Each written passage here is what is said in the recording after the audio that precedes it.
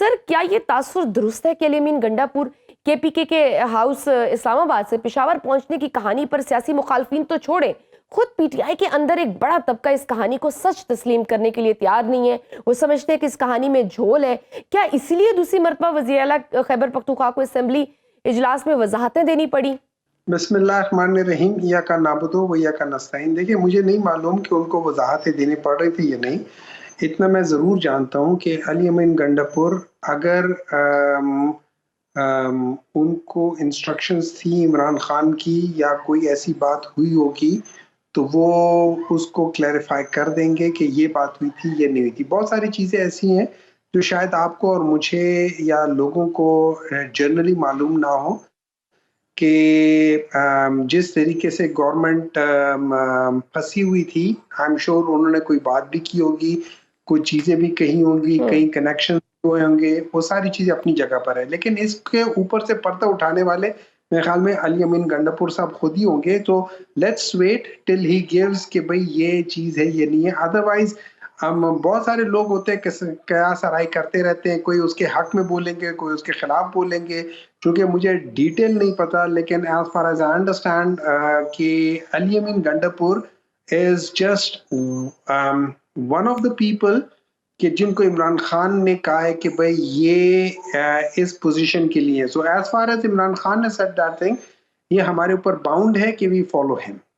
ठीक, लेकिन सर ये क्या पार्टी के अरकान गंडापुर साहब की कहानी को बाय कर रहे हैं? जिस तरह से वो कह रहे हैं कि मैं 12 अजला से गुजर कर और मेरे जेब में 1 रुपया भी नहीं था, ना फ़ोन था, और मैं बस छुपता-छुपाता मैं किसी तरह से मैंने मैनेज करके मैं पहुंच गया हूँ।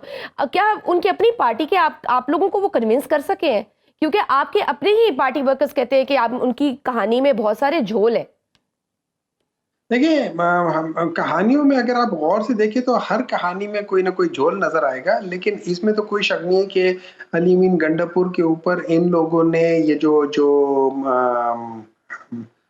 गैर आईनी हुकूमत है, इन लोगों ने उसके खिलाफ बहुत सारे मुकदमात ऐसे किए हैं जिसमें वो उनको अरेस्ट करना चाहते थे। तो मे बी कोई ऐसी सिचुएशन हो जिससे अल-यमीन गंडापुर साहब वाकिफ़ हों और हम वाकिफ़ ना हो, तो जब तक वो इस पे बात खुद नहीं क्लियर कर लेते, मेरे ख्याल में कयास आराइयाँ करना, you know, it's of useless thing. तो उसपे कमेंट करना कोई ख़ास बनता नहीं है।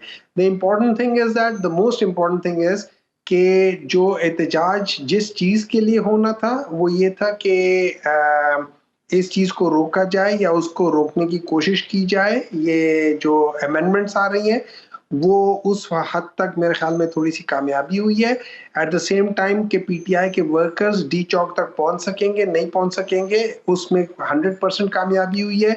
क्या अल-यमीन गंडापुर साहब वहाँ पहुँच सकेंगे, नहीं पहुँच सकेंगे? बिल्कुल पहुँच सके। तो हर चीज़ के लिहाज से अगर देखा जाए, तो हम सारे जो चेकर्स होते हैं उनको तो टिक कर दिया गया, ये हो गए। तो उस लिहाज से देखा जाए तो it was a mission well accomplished. आगे हाँ, उसको बेहतर तरीके से वो चीज़ें ज़रा हो सकती थी, उसमें कुछ छोटी-मोटी चीज़ हो गई होगी, लेकिन उसको नज़रअंदाज कर देना बेहतर होता है। लेकिन सर क्वेश्चन है इसके, जैसे आप अपने वर्कर्स और सपोर्टर्स को फिर किस तरह से कन्विंस करेंगे कि दोबारा सड़कों पर आए? डी चौक के एहतजाज के दौरान जिस तरह से अल-यमीन गंडापुर साहब गायब हो गए, फिर दोबारा आप जब कॉल दे रहे हैं एहतजाज की, तो आप किस तरह से अपने वर्कर्स को चार्ज करेंगे, मोबिलाइज करेंगे? क्योंकि सोशल मीडिया पर भी बहुत ज़्यादा तनकीद का सामना करना पड़ा।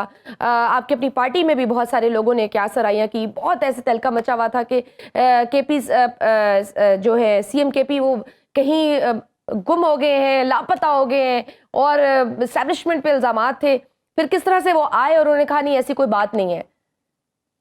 देखिए, इसमें मैं आपको एक बात बता देता हूँ। लोग अल-यमीन गंडापुर की वजह से या डॉक्टर हुमायूं की वजह से या असद कैसर की वजह से या इनमें से जितने भी ये लीडरान हैं, इनमें से किसी की वजह से बाहर नहीं निकलते। लोग निकलते हैं इमरान खान की कॉल के ऊपर। अगर इमरान खान हर दूसरे दिन कॉल देगा, हर दूसरे दिन लोग निकलेंगे। इमरान खान वो लीडर है कि जिसकी ये शिकायत नहीं थी कि सब लोगों ने कहा कि मियां नवाज शरीफ कदम बढ़ाओ, हम तुम्हारे साथ हैं, और मैं जब आगे बढ़ा तो पीछे देखकर मुड़कर देखा तो कोई भी नहीं था। इमरान खान जब मुड़ के देखता है तो मुड़ने से पहले उसके साथ भी हजारों लोग खड़े, उसके पीछे भी हजारों लोग खड़े, उससे आगे भी हजारों लोग खड़े हैं। वो एक इंस्पिरेशन है, वो एक आइडियोलॉजी है, वो एक शख्स से बढ़कर एक सिंबल है।